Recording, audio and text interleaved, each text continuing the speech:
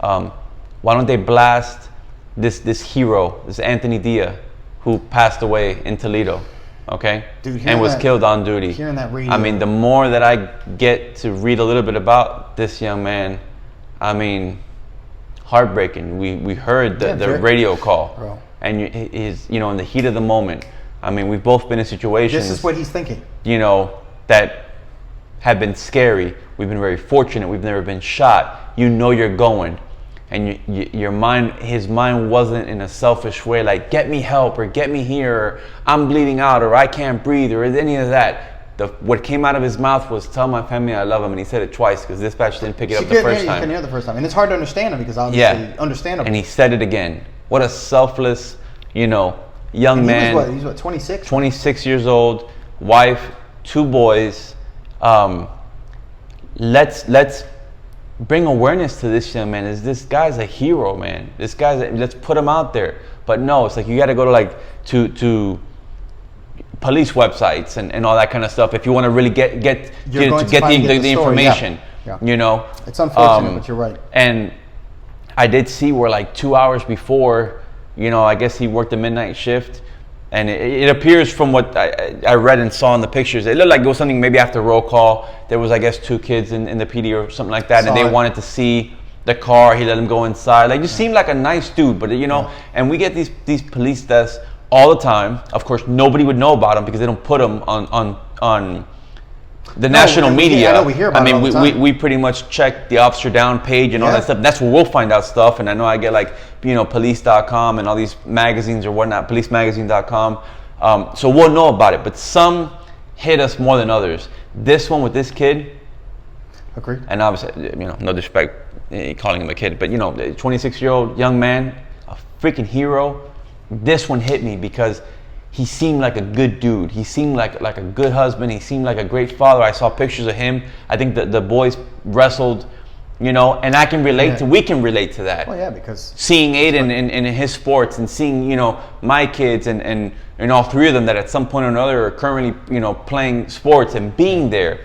And you saw a 26-year-old that seemed to do the job the right way. There was another video I saw that somebody had posted where he was just on his shift, you know, around the block like we've done, and the kids outside, can I see your car and all that stuff. And I'm glad someone caught it on video. Catch the good.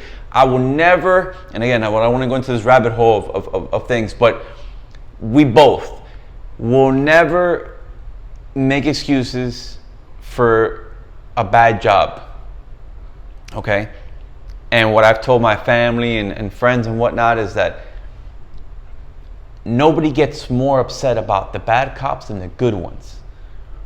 Oh, agreed. The good ones. Agreed. Like I said earlier, you and I, we put the Kevlar on every day, we put the gun in our belt, and we absolutely, positively go to try to help, to try to do positive things, to try to be a positive role model, try to impact people's lives. We don't go out there to be an asshole and be a tough guy with a badge and a gun.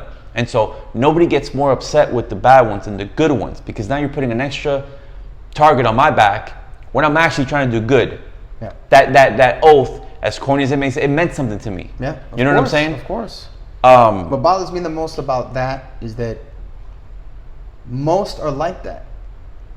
Because everybody that we've worked with, but absolutely. I don't understand why nobody seems to get that. So pump that up. Yeah, but pump the positive up. And when something bad happens, we're not going to make excuses for it. We're not going to say that it didn't happen or whatever. And again, we discussed before, some are very obviously wrong. Some you got to let the investigation take its course, because the public will see something in a certain way and they just don't know, police tactics and how things work and all that kind of stuff.